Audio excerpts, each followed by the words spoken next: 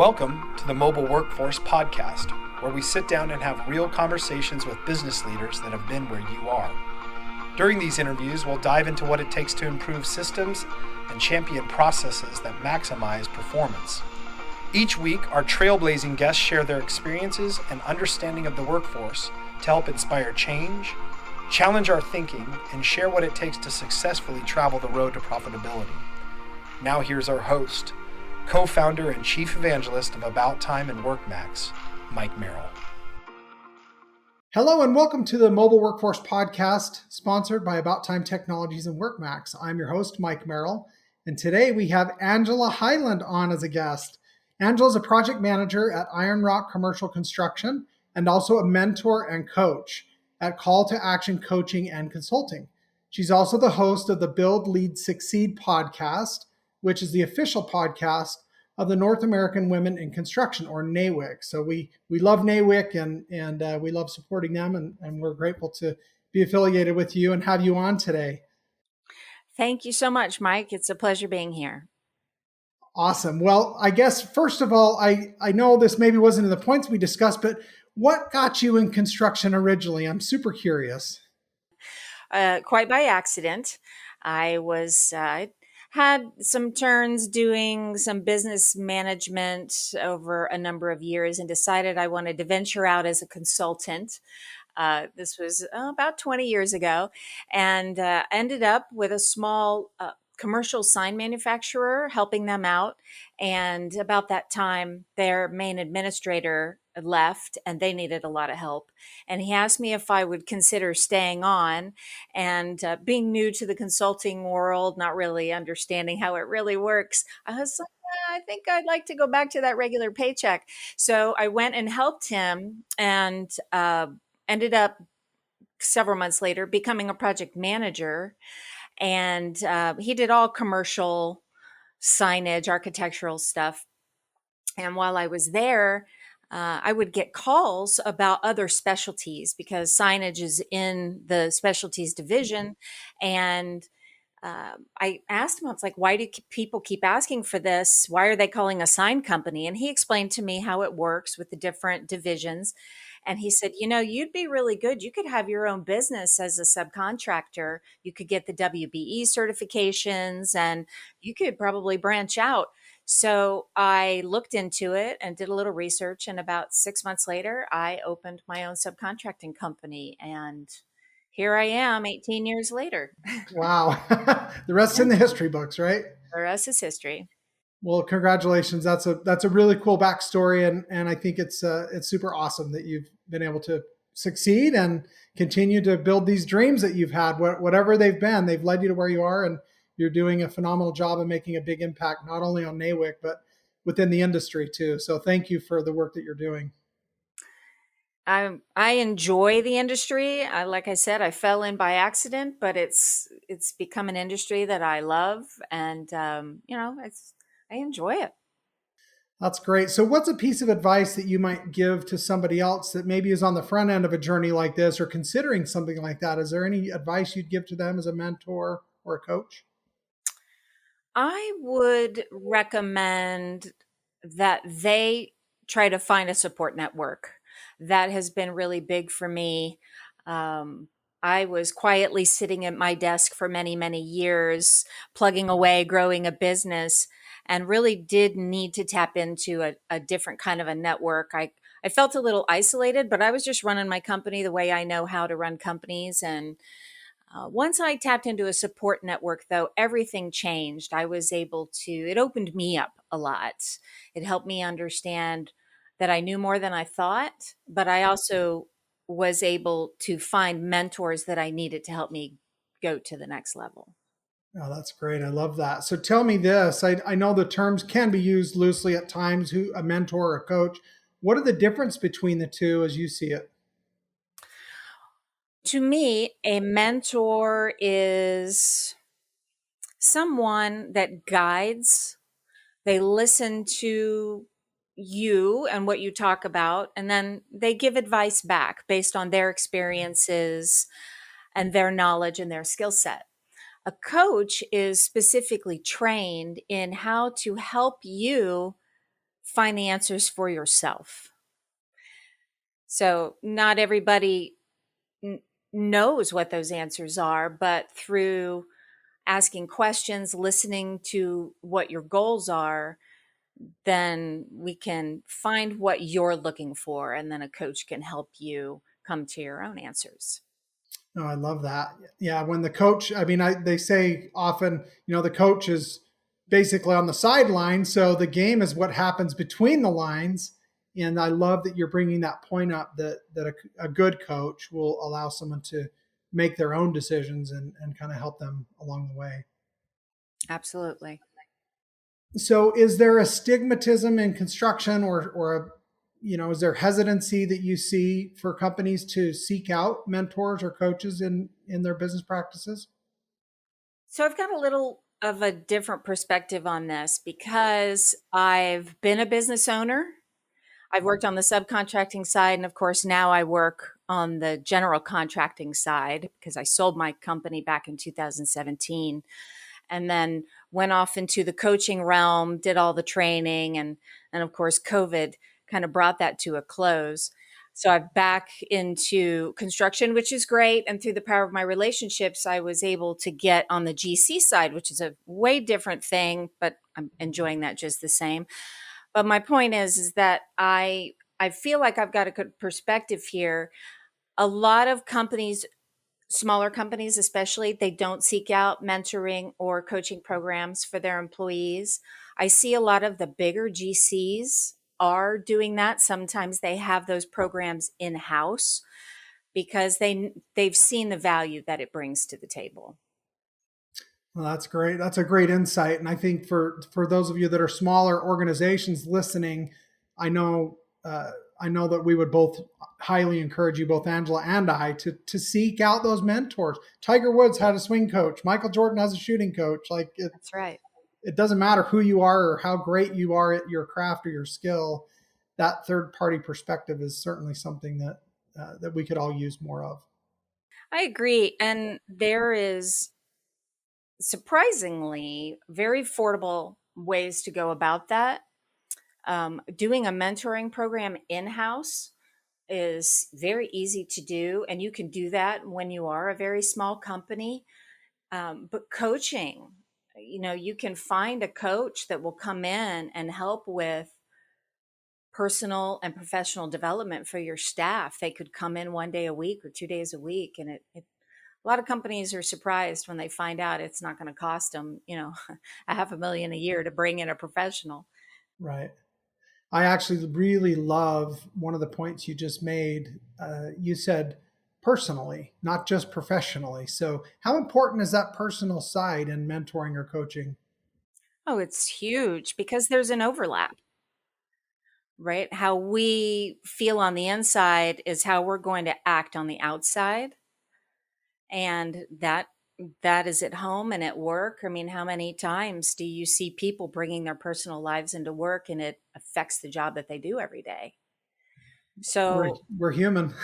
we absolutely are human. And if you are out of control, if you're emotionally out of control, or you are not an organized person, or there's something holding you back from going out and charging forward in your career, or even just to, you know, make the duties of your job be successful, that's a problem, right? So if you start with people personally and professionally, you can affect people on both sides of the coin. Yeah, great advice as well. So, as a woman in construction and someone who is a mentor and a coach, I am curious, do you face hurdles because you're a woman? Do you feel like that becomes a problem or a challenge at times? It can be. I have not had a lot of problems with it. I've experienced a little bit in this past few months because being a project manager on a job site, sometimes men may not necessarily want to take direction from a woman. There could be a little bit of weirdness there. But I'm I'm built a little differently in that I love to have communication. And if I see somebody's having an issue, I have no problem going and talking to them about it and trying to figure out how we can come to a resolution. Um, I think there's always room for mentoring and coaching on the job. Each one of us every day can mentor each other without being an official mentor. We can also coach each other. I'll give a small example. I have a new superintendent on my job site, and he started out as a mason, and he just showed a lot of skill just in construction in general. So we made him a superintendent. He came out. He was doing a good job. He's great with the other trades. He's great with the owner. He represents the company very well. But he's feeling a little unsure of himself. He knows way more than he thinks that he does. And he gets a little emotional and a little passionate in certain situations. If he feels like there's another man on the job site that's questioning him, he may not necessarily like that. And there's been a couple of times where I've had to pull him to the side and say, you're the leader here. You're the point man. You set the example. If you're going to get triggered into an argument, more than an argument, a fight, that's not good. That doesn't set a good example. And I said, so just take a deep breath. If you've got to walk away, then walk away. That's the best thing to do. And it really helped him. And he came back to me a couple weeks later and he thanked me. He's like, thank you. Because now when I feel myself getting frustrated, I just walk away. I tell him I'll be back in a few minutes, and I go away and I walk around, and I'm able to come back with a cool head and a clear line of thinking and a better solution overall. And I think those are things we can all do for each other naturally. Yeah, what a great example. I love that. I know when you're a skilled mentor because probably your communication skills are paramount in allowing you to do that. But what does somebody do to make sure that they find the right mentor for them? Well, I think there's a couple of different things. First, you've got to get out there and meet people. If you're doing it within your own company, you really do have to become very social. You got to get to know people and get to know them and ask questions, because that's the only way that you're going to be able to figure out if that's a good person for you. Right? So that's one way. Another thing is that if you're working with somebody that you really admire and you just click with, and you just think that they've got something to offer, go talk to them. Because, people love to be needed. So if you walk up to somebody in your office or out on the job site and say, I'm really struggling with this, and I notice that this is easy for you, or you seem to handle this really well. Can you help me with that? And sometimes that's all you have to do is ask for help. That's a big one. Yeah, what I'm hearing you say is we need to be a little bit more vulnerable. I think absolutely. And in construction, that's not always top of mind. Yeah, it's hard for most men too, for sure. Sure. Absolutely. But I've seen a lot of good things come from especially the younger tradesmen that are coming in to talk to some of the older tradesmen, because they have such a wealth of knowledge. We all know that things are way different in the trades right now. We've got an aging workforce that's going to be retiring out, and we don't have enough people to fill those positions. So anything that we can do with the younger workforce to help them kind of move forward, not just in their skill, uh, their hard skill, but also that soft skill. Very important. So, as somebody who's looking to be mentored or to be a mentee, what are some tips or things that they should focus on to make sure that they're really absorbing what's being shared and able to move forward with change? Listening is key. You have to be able to listen, to understand, right? Not to respond, as they say, and really take in what this person is telling you. Even if you might not agree with it, still listen to them and see where they're going, because there may be a lesson they're trying to tell you, or a key point that you could pick up on. I think another thing to do is to sit down and make a goal sheet. So I've created mentoring programs for companies. I created the mentoring program that the National Association of Women in Construction uses. And we start with just a goal setting sheet, some personal goals, but professional goals. And it doesn't always have to be about a big, well, I want to make $100,000 a year, or I want to reach this position. Sometimes it can be more on that soft skill side of, I would like to learn how to get along better on the job site or communicate better on the job site or, something like that. So I think those are very important. Goals are huge. So I know in my business we have meetings like most companies, and some meetings are really long and some meetings are really short. And sometimes the really short meetings seem to be a lot more impactful. We get in, we communicate what needs to be done. There's expectations and accountability. You got deliverables, and you actually remember what you're supposed to be doing, and you can just go forward. Um, where does something like that come into play when it comes to working with a mentor? Their valuable time. They have a limited amount of time. Our boss is paying for their time. And then we also have a job to do. So we really need to get back to being productive. So, what advice would you give in making sure, as a mentee or someone who's being mentored, that they're able to actually take full advantage of that opportunity to change and improve? I think going in prepared is really important.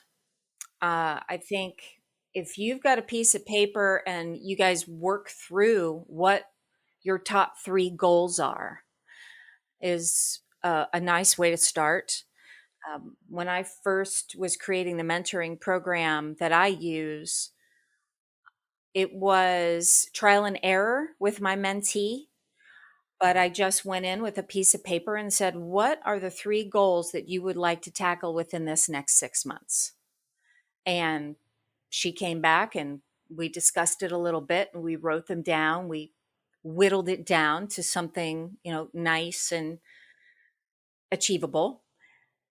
And then every month we would meet and we would go back to that sheet of paper, and it helped us stay on track and not go off into these tangents and set milestones in place. Okay, well, what are you going to do this month to achieve that milestone?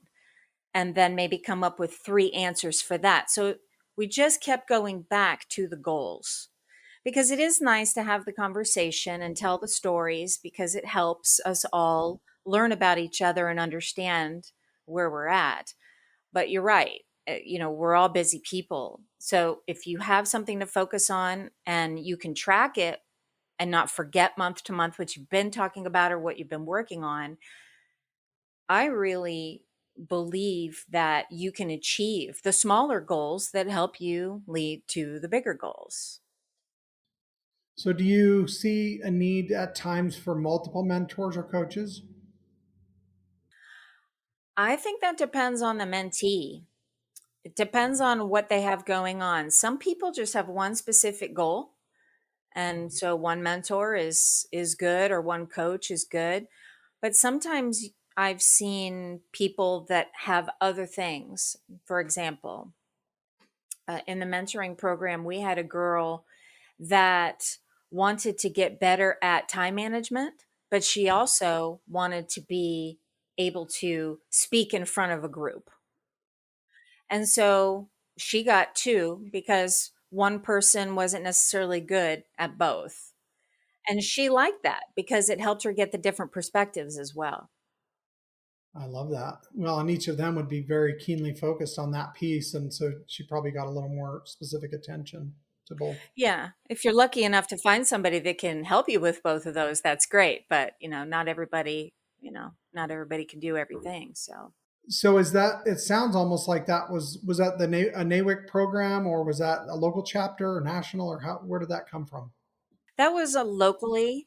So when I came on with NAWIC back in 2012, they didn't really have a professional development program or a mentoring program. And they were really wanting to find ways to add value so that they could gain more members. And they realized that professional development really was the way to go. And one of the national officers happened to be talking to me at a conference. I was kind of a new member. And she said, "So, what do you think about our little organization here?" And I said, "Well, it's not little." I said, "But I love it. I've found my people. This is great. It's women in construction. I've got the support network now. I've got business opportunity, um, professional contacts." And she said, "So, do you have women at your job?" And I said, "Well, yes, I do. I have 4 women that work for me." And she said, "Are they members?" I said, "No, they're not." And she said, "Why not?" And I said, "Well, because as a business owner, I'm not sure what value it would bring to them. As a business owner, I was finding value." And they said, "Well, what would give you that?" And I said, "Well, professional development so that they could learn and be better."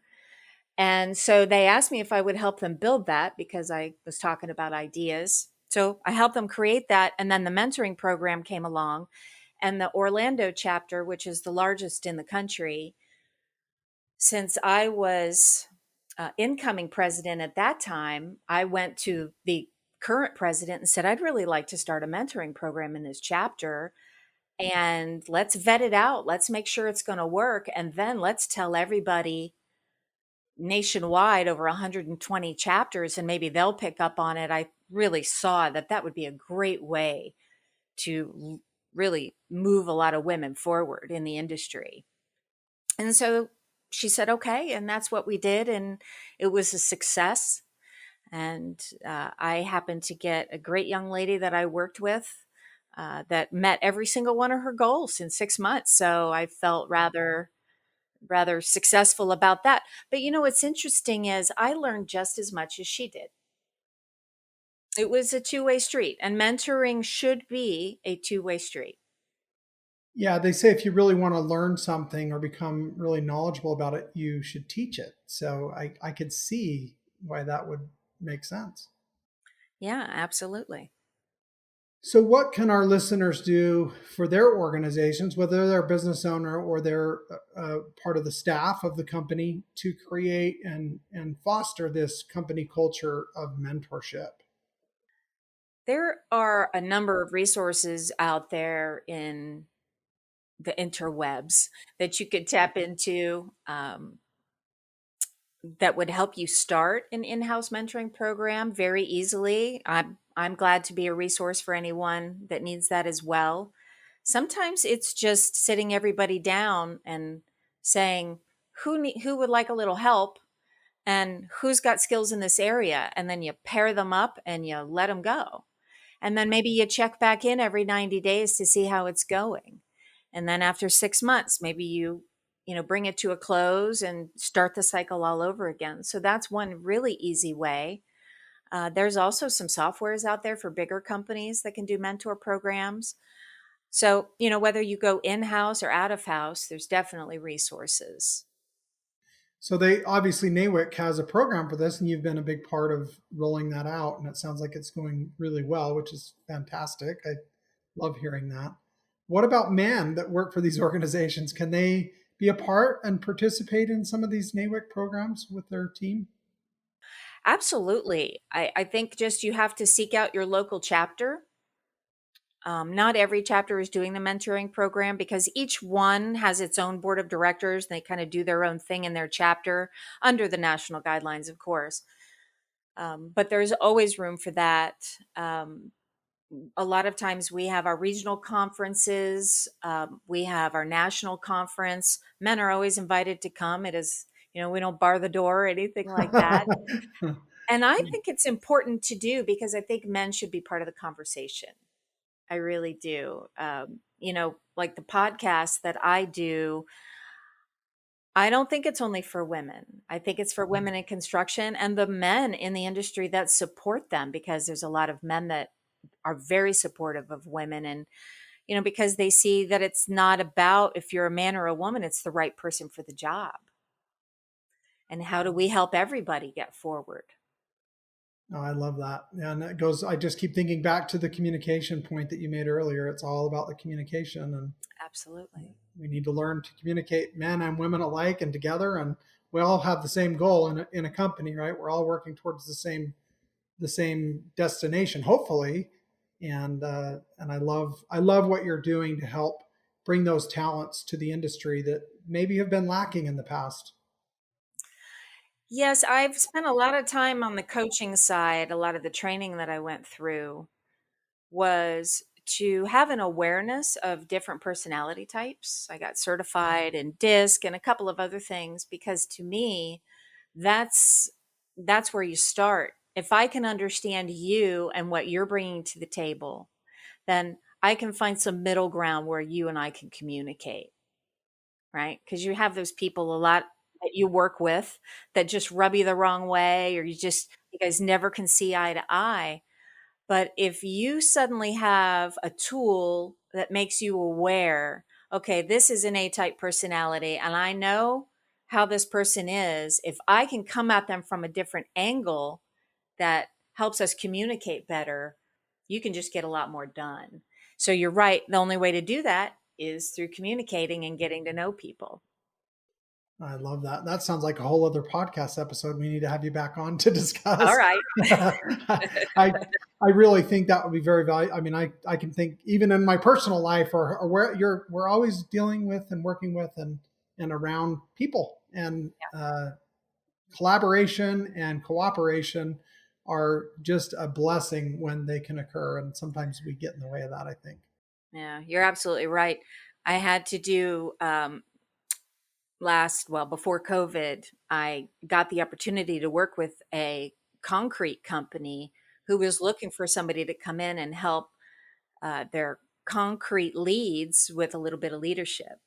And so I went in with my DISC assessments and had them do this whole thing and walk into this room. And these guys, you could tell it was the last place they wanted to be. They're like, why am I in here with this lady for the next 6 weeks? I don't even want to do this. And I think they were pleasantly surprised at what they learned.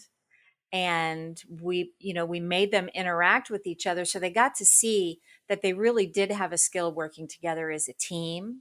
And if they just tweaked things a little bit and understood each other, that they would work even better together. And by the end of the 6 weeks, they all said they felt like they could identify behaviors on their teams, and they felt they were better equipped to go out and listen and interact with their teams. And let me tell you, as a coach, that was huge for me. I just felt completely, I felt like it was a big win, that you were able to make that kind of a breakthrough. And we ended up going back because I wanted to see how they interacted with their team. So we did an undercover construction day. I dressed up as just grubbies and went out like I was some temporary project manager on the site. And I was able to observe them in the field. And it was really impressive. It was working what they were doing. So I think that awareness, the communication, and just getting people to open up is really, that can be hugely beneficial in a company. Sounds like a little undercover boss episode going on. I had so much fun. They didn't even know what to do. They kept looking at me like, "What is she doing here?" Like, because nobody knew except these three guys. Because we were, through the training, I was in the front office, so nobody out in the plant even knew I was there. So it was a lot of fun. I would love to do more of that. That was great. Yeah, that's a good idea. I like that. So is there some training available, or how does a mentor learn to be a good mentor? I mean, there's people that have natural talents and abilities, of course, and maybe they're good communicators, but how do they get structure to help other people through mentoring? Uh, well, they can always reach out to me. You can email me, and I'm glad to share my resources because it literally takes 15 minutes to, give people the tools. These are tools that I have that I don't charge people for because I think mentoring should be free and for everyone.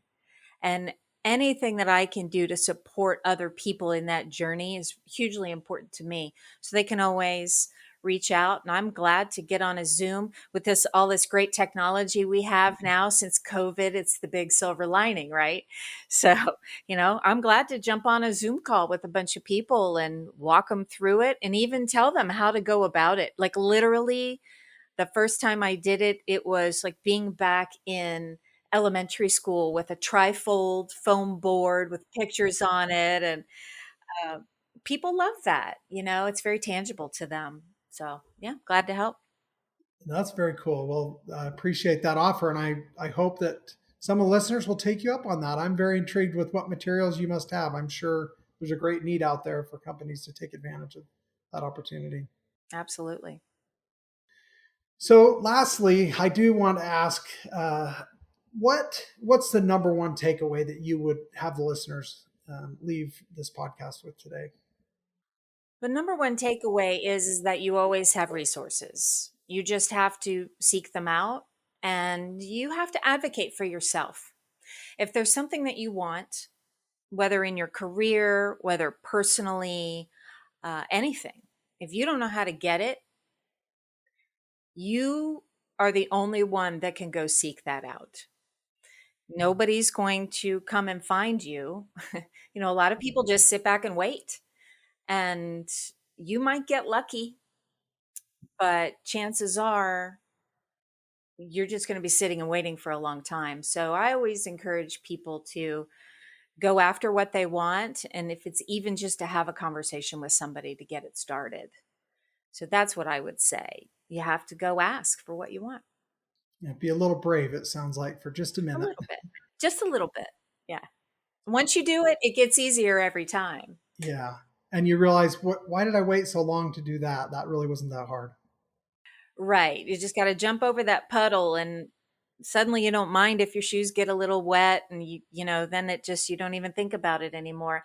And what I have found also is once people start asking, when you get to some goal setting, it becomes easier for them because they realize that it doesn't have to be this big giant thing. It can just be a baby step. And now they've advocated for themselves and that didn't hurt so bad. So maybe now I can go ahead and get this little thing and wow, okay, I achieved that. And then you get that confidence. And now you're ready to tackle bigger and bigger things and suddenly you're conquering the world. Sounds like progress to me. Yeah, absolutely. Great. Well, so last couple things, just wanted to ask you, what's one thing, Angela, that you are grateful for in your professional life? Opportunity. I think every woman in America should be grateful every day for the country that they live in because there are so many places out there that you don't get the opportunity that you get here. And I think that that's worth saying because we take it for granted. We forget that we can step out, we can go jump on a job site, we can own our own companies, we can start our own coaching practices, and nobody's there to put you back down. It really is all up to you. And I'm so grateful that I have those opportunities, that I can go out there and do those things and that I can fail and that I can get back up and try again and nobody holds it against me. So Great point. It's okay to fail, right? absolutely it is 100%.